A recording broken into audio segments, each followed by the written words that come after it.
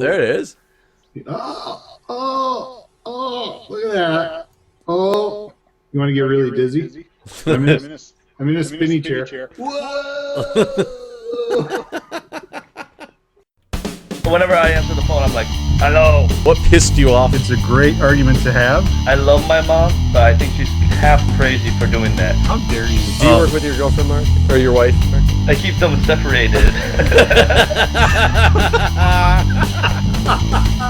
Sometimes I call people, they don't answer the phone, I'm like, Wrong number, click. Well, he's not that smart. But sometimes he sounds like he knows what he's doing. yeah. Go. But therefore, you're an ass, and I don't want to talk to you anymore. Yeah, but what do we know?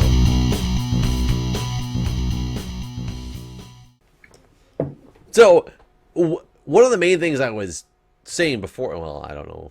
I'll start that way. Hold on. That was a bad intro. That was a bad intro. I was just going to jump right into some shit.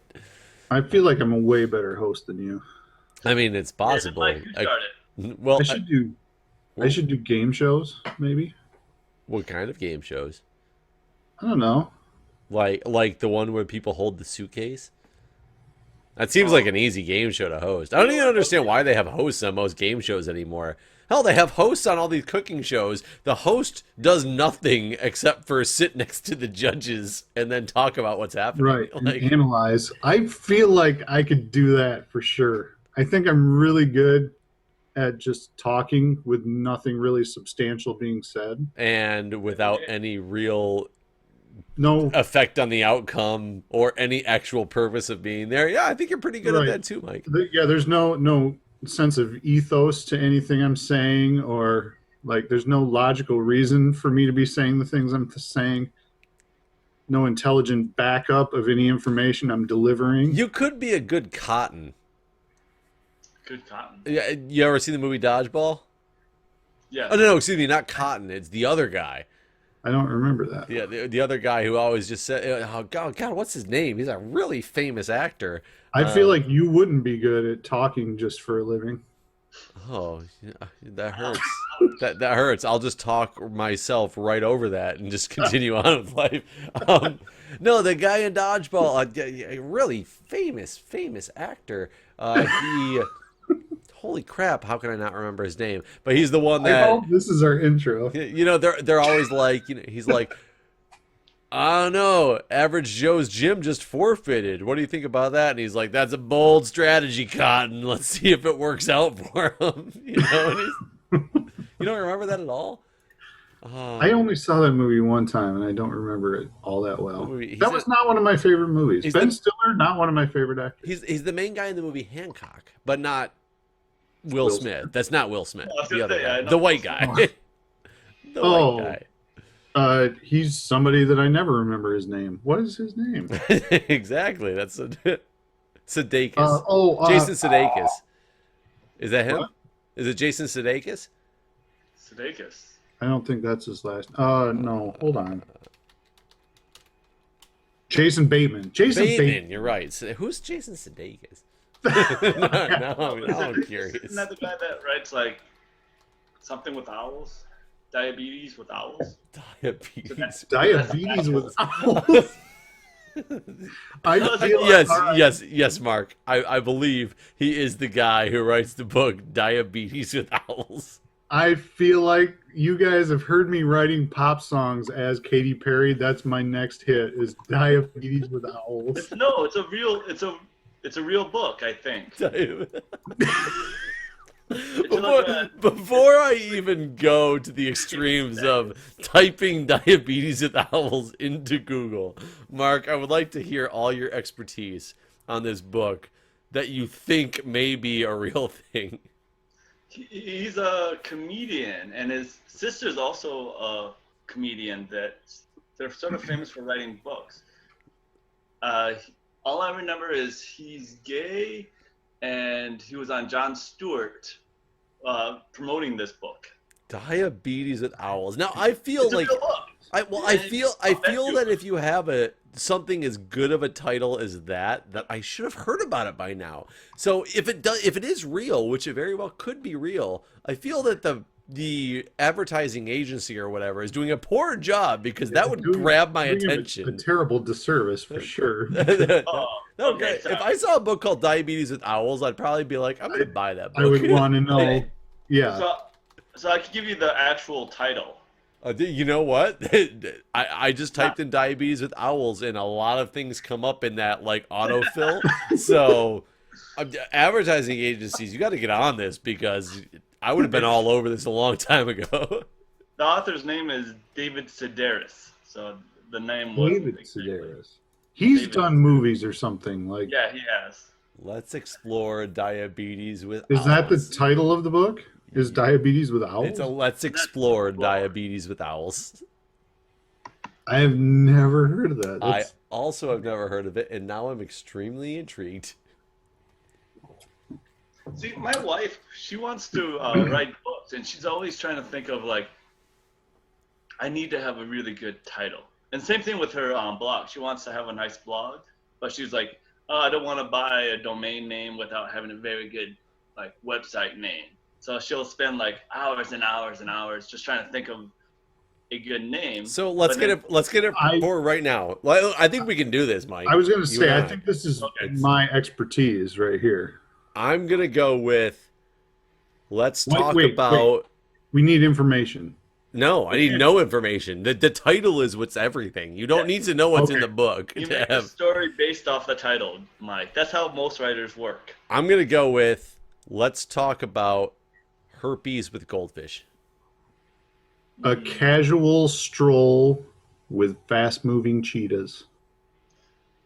Sort of like Mike's title's better. My title's good. It's just the problem is Yours it's sound like a ripoff of David Sedaris. no mine Okay. more is a ripoff. Mike's kind of gives you a stroll, and then it does give you that edge of with cheetahs, so they kind of mix together. Fast-moving cheetahs. Yeah, fast moving cheetahs, which You must be walking really fast, but Not like showing those slow no- cheetahs. and my title was more just a straight up ripoff of the whole owls thing, but it had Right. nothing. Goldfish and herpes have nothing to do with each other. It was just throwing some random stuff together. Mike might be onto something with keeping things like, Eating. equated. Okay, eating salad with Ted Nugent. I like that title. I feel like that could work. That could I work. think I like it because it's not very plausible. Right. That's why I like it too. Let's see. Watching football with Andy Dick. I feel like he would never watch football. Maybe he's a huge football fan and I don't know, but he just strikes me as someone who would never watch football. And maybe Maybe you he can would, be opposite. You could just guys be like wear tight Dick pants. with Andy Dick. All right, let me think. I'm sure I can come up with some more good ones. I'm trying to remember a guy's name. Oh. Going to sleep early with Chris Hardwick. Oh. You'd have to have a little bit of knowledge to understand where that one goes, because Chris Hardwick, he's the host of At Midnight. So, I mean, it wouldn't make any sense, but I don't know. That's not that good. Okay, I will concede. I will concede it. I like it. I don't even have to say anything. You're just like, Damn it. I was hoping to get some type of laugh out of you guys. You guys are You just talked us right out of your title. cold stone bastards. Like, How about go on, Mike. go on. I know I'm trying to improvise. Drinking beer with alcoholics. That's a good one. I like it. Let's do it. Oh, you mean as a book title? I feel like that could possibly be a title for this podcast. Actually, Could be. It We very could well say- could be. we should save that. Mark, you can't use that. My favorite book hasn't been written yet. What's that? That's deep. Oh, that's the title. Oh, that's the title. That's the Oh, title for that's- sure. That's a good title. How That's- about Can we keep this up for an hour? My book has been written. between That should be the title of this podcast. Can we keep this up for an hour? between Dwayne Johnson and A Hard Place? I like that one. That should be the title of his autobiography for sure. That would be a good title for his autobiography. If he ever uses that, I'm gonna definitely demand royalties. He's probably already written that actually. He probably already has. It probably wasn't one of those ideas that came to my mind. It was probably one that I saw earlier this week. And it was like, that's pretty good. I'll have to keep that in mind. Then I forgot what it was that I was keeping in mind until it came out right now. And now I'm a fucking genius. It does sound good. Like if he hasn't written that yet, you are really smart. Trying to think, what other actors have like names that are not really their name, but what they actually go by. I have no idea. Madonna. Madonna's her name. It's Yeah. So he's thinking of people who go by not their real name. By inanimate objects? by anything. Is Alice Cactus. Cooper? What? Cactus? Well, no one's called Cactus, but I feel like someone should be called that. In fact, actually, can you guys call me Cactus from now on? Whatever, Half off Cactus. sale at the dollar store, sponsored by 50 Cent. Okay. Oh, did you hear in the news that he's claiming bankrupt? Bankrupt? Yeah. Yes. He doesn't have Yeah. 2 coins to rub between each other. Like quarters. Poor guy. What a goofball. But then he immediately, like as soon as he files for bankruptcy, is on every talk show in the world talking about how he's not really broke. It's just a business strategic move for to him. go bankrupt. He's talking about Oh, that. yeah. Really? You didn't see that? He was on No. every talk show imaginable trying to explain to people that he's not really broke. It's just a business strategy. Right, but then isn't that just basically him admitting? I'm not It's really basically him saying, yeah, if I don't do this right now in my business ventures, I'm going to be broke in 5 seconds. But that's bullshit though. He owns he's worth over 100 million, and he's just being sued for like 5 million. So I don't see how basically saying I'm broke. I Well, mean, he says he's it not does broke. more than He's 5 he's million. admitting he's not broke. Yeah. So I don't know how that works. our financial system doesn't make any sense. So you know how when you get pulled over, you get points on your license depending on how fast you were speeding or whatever. That gets reported to Right. your insurance, and the cost of your insurance goes up. Yeah. Do you guys know that you can now, the Secretary of State, as soon as you get issued a ticket, sends you like an email? I'm trying to remember if I know if it was an email or they send you actual like mail. Hmm. I heard about this secondhand, but they send you some sort of notification that you can take a like defensive driving or driver safety class, and you pay Couple it's $100 no bucks. more than $100. And if you take this class and pass it, and the Secretary of State is notified that you passed it, they will not report your points to the insurance company. And this is any offense? And wait, the question is it on your license? Because if it's still on your license, the insurance company is going to be able to see that. That's how they. Yeah. Well, I'm not 100% sure about this, but I do know that this is a thing now, that the state would rather take your money than report the points to the insurance company and have them take your money. Because then if you stop driving, then they can't get any traffic violations. Well, and the money that you're paying to the insurance company, they know you'd much rather pay the Secretary of State less than $100 than pay the insurance company, But $50 a month for everyone the else. next 6 months or whatever. I mean, the whole point of them charging you more for more points on your license is you're a less safe driver. So by Mhm. charging you more, it compensates for any accidents or any violations that you do in the future. Mm-hmm. So by doing this, it sort of screws the people who are also paying insurance. So in theory, it could raise the premium up later. Well, let's revisit what you just said, Mark. It doesn't necessarily mean that you're more of an unsafe driver.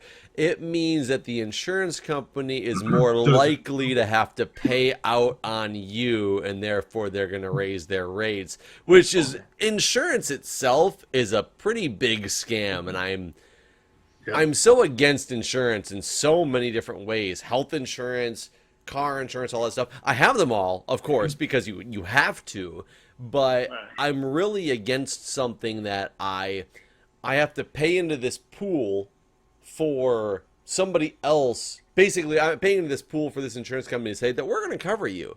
And then when I'm take car insurance out of it. Even, Okay. well, leave car insurance in. I can get some good examples. I'm driving on the street. Somebody rear ends me. I'm not at fault. I'm not the person who's unsafe in the situation. Somebody else was. I Right. file a claim and my insurance goes up because I paid for you to protect me from these exact type of incidents, and you're going to raise my insurance because somebody else did something to me? That's Well, bullshit. it does seem like bullshit, and I think I know the reason for it. I Is understand that, the reason for it because they're a business. They're a for-profit business that is sitting there trying to make money. You can't argue with that, except for the fact that Blue Cross Blue Shield claims to be a not-for-profit business, which doesn't make any sense to me. But go on. I was going to say that it's sort of similar to when you got your car broken into all the time in Flint. Maybe the reason why your rates go up is that the conditions are that you are more likely to get into accidents There's a living in there, there's a difference with a car getting broken into. I'll still argue against that, but there's a difference with a car getting broken into and me being rear-ended by somebody else. Well, and both of these things are not Jeff's fault. well, Um, One, I understand where Mark's trying to go is saying that you live in a neighborhood that is generally unsafe, therefore it's going to cost you more to insure yourself. Though they do look at that before they give me the insurance in the well, first place. They look at the demographic of the area or the I was crime going to rate of the say area. they already do that. Yep. They jack up rates based on where you live. That's a fact. but anyways, let me give you another factor that might go into it. Let's say the reason why the person crashed in behind you is a light turned yellow and you slam on your brakes. You aren't at fault technically for the accident, right? In the state of But Michigan, you are the always at fault if you hit someone from behind, always, because you're not following at a safe distance. No, It's what I'm called saying is Jeff was That's saying that true. the person who got, like, you're the one who slammed on your brakes, right? So Could it's not your In fault. Michigan, it doesn't matter. in your scenario, sure, I'll go with you on this. Yes, I slam on my brakes at a yellow light and somebody rear ends me. Go on. Right. So if that's the way you drive, you're more likely to get into more accidents than someone who doesn't slam on their brakes. Do you know So- what? Go. Okay, you're not done. Go ahead. So in this scenario, it's not your fault for having the accident legally, but the way you drive might have caused more accidents than someone who drives and through a yellow light. Do you know what a VBSL means? No. It's called the violation of basic speed law. And it means it's why people can get tickets in the winter, generally For driving, speaking, yeah. for speeding Hmm. when they're driving under the speed limit. Yeah. It's because it's called the violation of basic speed law, which the basic speed law says that you need to be driving in a way that is safe for your conditions. My conditions would be to not follow that guy too close, that if he does slam on his brakes, I cannot stop. Right. But you're saying the person who gets slammed into, not the driver of the other car, but the person who brakes for the yellow light, because he has to get his bumper replaced or fixed. It's not is pretty- it's not their fault, and it legally is not their fault, and it should by insurance standards not be their fault either. Because Right, they were but- driving in the right. It's But just like let's- saying a pedestrian who crosses the street. You're allowed to cross the street as a pedestrian. Pedestrians have the right of way. But if you're that dumbass who walks out in the middle of the street and gets hit by a car because you tried to walk across a busy street without having the adequate, signage or whatnot, you're still an idiot for doing it. Right. But you're in the right. Yeah, it doesn't matter if you're in the right. Let's say the three of us are the insurance pool, okay? We're not including all the other rates that goes into it, but we all put money into the insurance pool. Okay. Mike and I drive through yellow lights because we're reckless drivers or whatever. But because of it, the result is that we have less accidents. But Jeff, you're the really safe driver. and you slam your brakes whenever there's a yellow light. But because of the resulting of that, you get into more accidents. People crash into the back of your bumper. Then your guys' insurance rates should be raised. Well, I'm saying the money taken out to fix your car comes from our pool of money. It should come from you guys, though, not me. I wasn't at fault. Well, but regardless who's at fault. So you should pay more money, not me. But you should pay more money, not me. You're the one that caused an accident. I'm not. No, we don't cause an accident. You did. You slammed into me, asshole.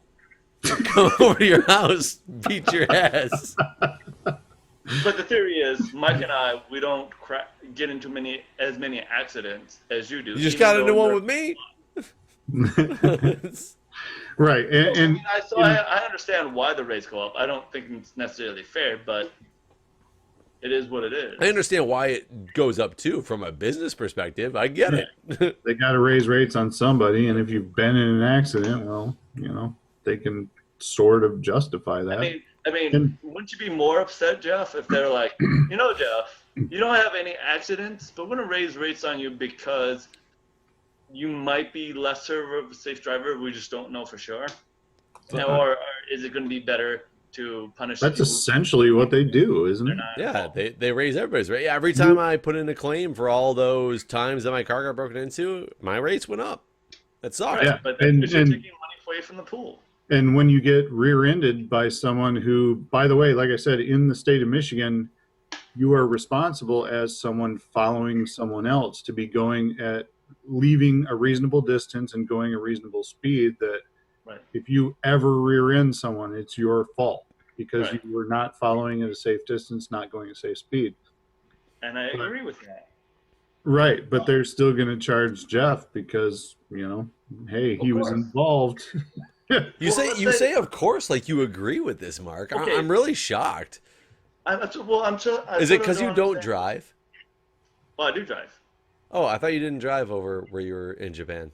I do. Do you guys have a car? Yeah. Oh, for some reason I thought you didn't have a car. I thought you took public transportation everywhere.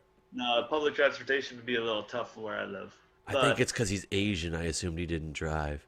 He rides Godzilla to work every day. A Mothra, really. Come on. That'd be a lot more convenient for sure. But I mean, same thing with the health insurance, right? Let's say you get cancer, Jeff. It used to be that you would get higher premium rates because, you take more money from the pool of people. And, it's not like your fault that you get cancer, unless it is. Mike and I, we don't have cancer. We didn't do anything to cause you to get cancer, but we have less money in the pool of money because you're sucking it up through all your cancer care. And through sucking up our cancer money. Oh, that's not fair. Why is Jeff taking all our insurance money? What a jerk. So, I'm only taking your insurance money because you rear-ended me. It's my payback. Yeah. No, well, and you're right. With health insurance, it does get a little bit sticky because of the fact that you can't help a lot of diseases that come along, and therefore you are going to be the one that pays. Other people are paying a higher premium because you've taken so much money out of the system, and that's a fault of nobody's except for the system being like as expensive as it is. But wow, that could really spark a huge debate on, okay, then should you find out people who have lung cancer because they were smokers and therefore we should charge them a different rate of money? Well, that's the way it used to be, though, before the affordable health care. Well, not exactly. Well, yeah, but basically if you found out you had cancer and for whatever reason you were dropped, you're very unlikely to get health insurance. That's different, though. Saying what you just said is different than saying what I just said.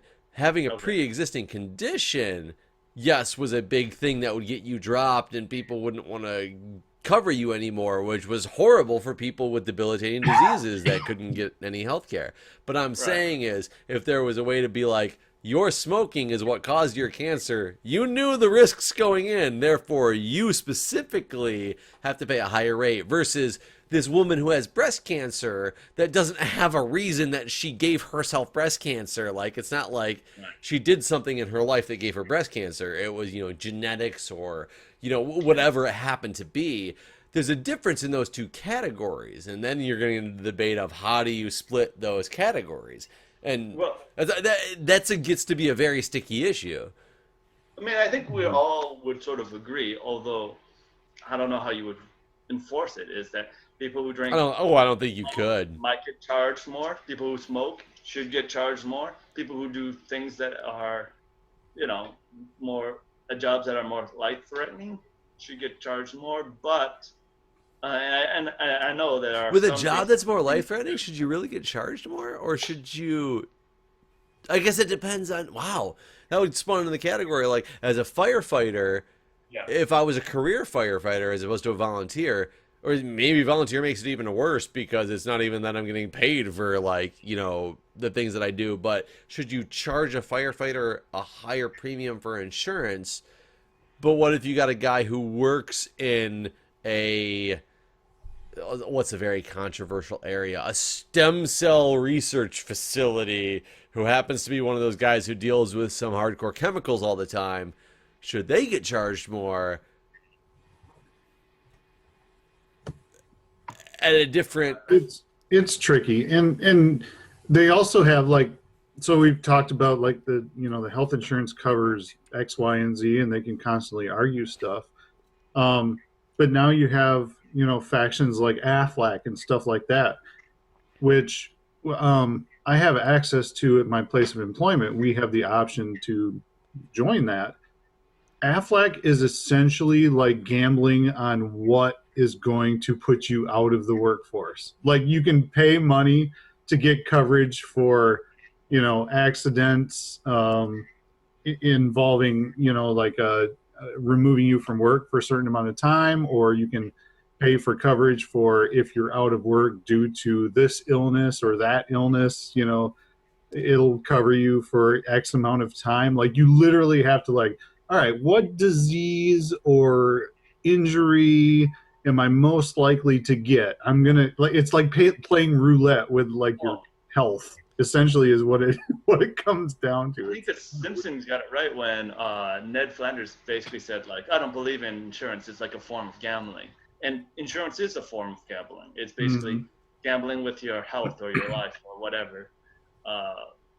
So I mean, like, you paid car insurance, right, Jeff? Yeah, I pay car insurance. I got homeowners insurance. Excuse me, renters insurance. Because when you lived in Flint, that ended up being really great for you because your car got jacked into, like, quite often. So. I mean, I would define great, but sure, like, they repaired all this stuff, but the money I paid for that insurance, I probably could have fixed it all on my own. Right. So then that comes part of the gambling aspect. In insurance, it has to be fixed because the people who are doing the insurance has to get paid. So no matter what, they have to end up making more money than the cost of paying everyone out. Well, if we had a different healthcare system, though, I think car insurance would be completely different. Because I think the insurance companies, the reason they need to keep so much money and make so much money is because healthcare costs so much. So when people actually cause car accidents that cause somebody to go to the hospital or, need ICU care or God forbid, die, the price point that they have to pay out is so extreme in America that if we had a healthcare system that worked in a better way like other countries do, then you could probably have way better insurance rates just based on that. So are you more for, like, a kind of insurance that would cover everyone? Well, I'm saying, like, I have car insurance because I legally have to have car insurance.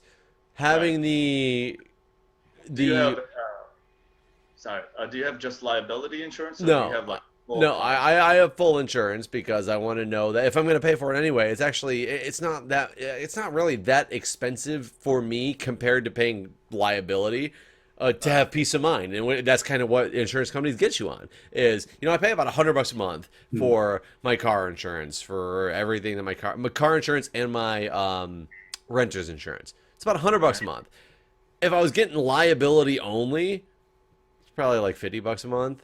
Is it worth it to only pay $50 a month to know that I might be in the hospital and owe $100,000 to somebody else, or to myself even if I get injured in a car accident, that I have to pay $100,000 toward?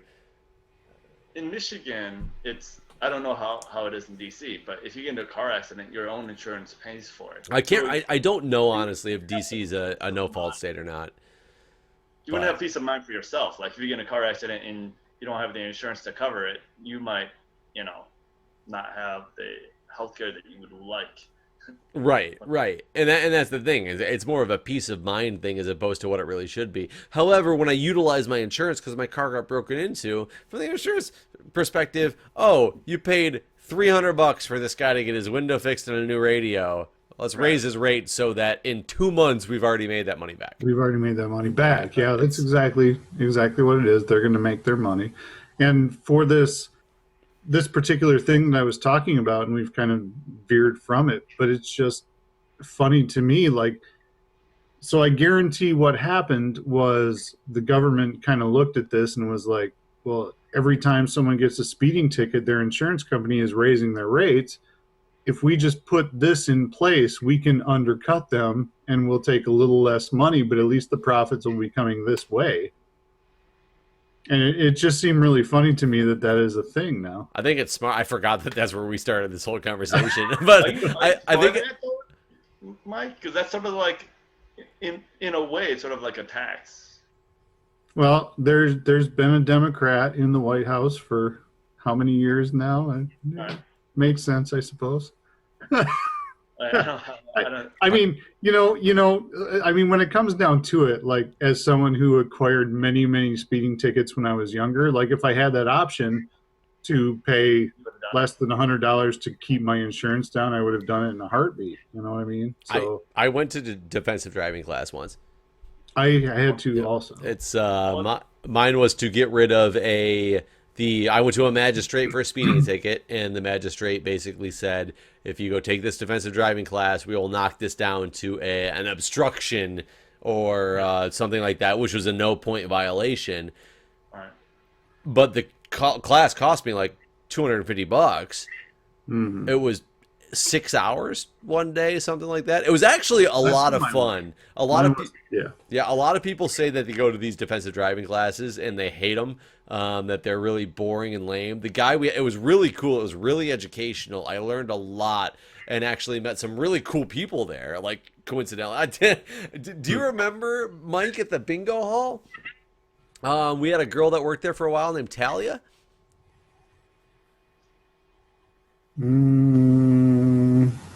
I don't remember her.